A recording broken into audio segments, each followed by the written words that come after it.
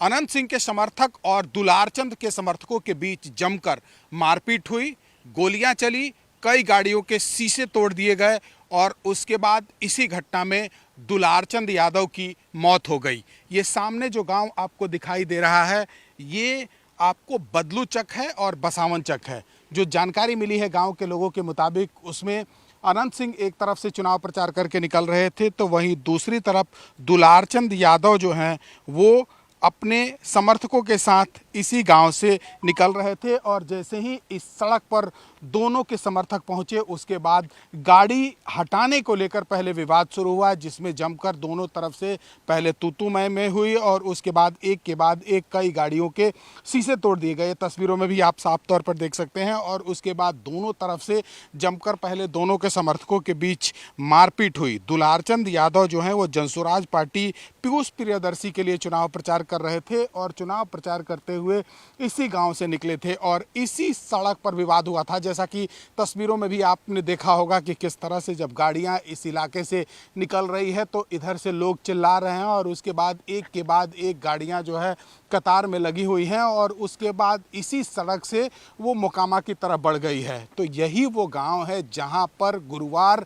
शाम दोनों के समर्थक आपस में भिड़े थे और उसके बाद पहले जमकर मारपीट हुई, कई गाड़ियों के शीशे तोड़ दिए गए, गाड़ियां तोड़ दी गई और उसके बाद इसमें कई लोग घायल भी हुए। जैसा कि तस्वीरों में भी, वीडियो में भी दिखाई दे रहा है कि किस तरह से जो वायरल वीडियो है, इसी रास्ते लोग एक दूसरे को गालियां दे रहे हैं, मारपीट करते हुए लोग आगे पीछे भाग रहे हैं। और अब दुलारचंद यादव का पोस्टमार्टम रिपोर्ट भी आ गया है, जिसमें ये कहा गया है, शुरुआती दौर में बार बार यह आरोप लगाया जा रहा था परिवार की तरफ से कि फायरिंग में उनकी मौत हुई है। हालांकि जो गोली चली थी उसमें उनके पैर में गोली लगी है और सीने में जो है वो गाड़ी का चक्का ऐसा प्रतीत हो रहा है कि चढ़ गया है, जिससे उनका कलेजा फट गया और उसी में फेफड़ा फटने की वजह से उनकी मौत हुई है। तो पोस्टमार्टम रिपोर्ट भी आ गया है और यही वो गांव है जहां पर ये विवाद हुआ था। हालांकि इसी के ठीक बगल में उनका अपना गांव है तारतर, जहां पर पूरा परिवार रहता है और वो अपने भतीजा के तौर पर जिनको मानते हैं पीयूष प्रियदर्शी, जनसुराज के यहाँ से उम्मीदवार हैं मोकामा से, जो चुनाव प्रचार करने के लिए इस गांव में पहुंचे थे। सामने का जो गांव आपको दिखाई दे रहा है और वहीं दूसरी तरफ अनंत सिंह भी चुनाव प्रचार करके और निकल रहे थे और निकलते समय इसी सड़क पर विवाद हुआ था। सामने जो आपको ये पेड़ दिखाई दे रहा है, यहीं पर पहले एक दूसरे को ये कहा गया है कि पहले तुम अपनी गाड़ी को साइड कर लो, पहले तुम अपनी गाड़ी को साइड कर लो। लेकिन ये क्योंकि सिंगल रास्ता है, ऐसे में बहुत ज़्यादा गाड़ियां एक दूसरे को हटाकर नहीं जा सकती हैं। अगर 2-3 गाड़ियां हो तो गाड़ी रोककर क्रॉस कराया जा सकता है। लेकिन जो जानकारी मिली है गांव के लोगों के मुताबिक, उसमें 40 से ज़्यादा गाड़ियां दोनों तरफ थी। तो ऐसे में गाड़ी पहले एक दूसरे को क्रॉस नहीं कर सकता था, कोई आगे नहीं बढ़ सकता था।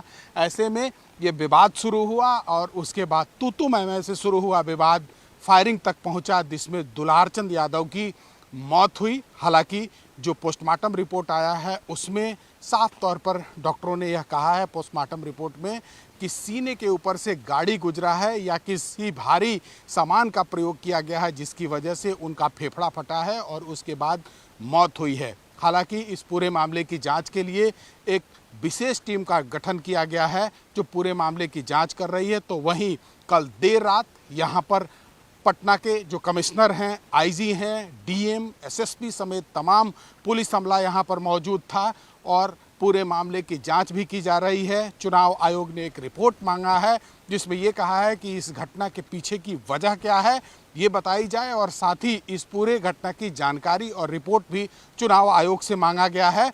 तो उसी के रिपोर्ट को लेकर ये तमाम अधिकारी यहाँ पर पहुँचे हुए थे। लेकिन हम अभी मौजूद हैं, ये वही ग्राउंड जीरो है जहाँ पर ये घटना घटी थी, जहाँ पर यह विवाद हुआ था, जिसमें अनंत सिंह और दुलारचंद के जो समर्थक हैं आपस में भिड़े थे, जिसमें जमकर पत्थरबाजी हुई, गाली गलौज हुई, मारपीट हुई और नौबत फायरिंग तक आ गई।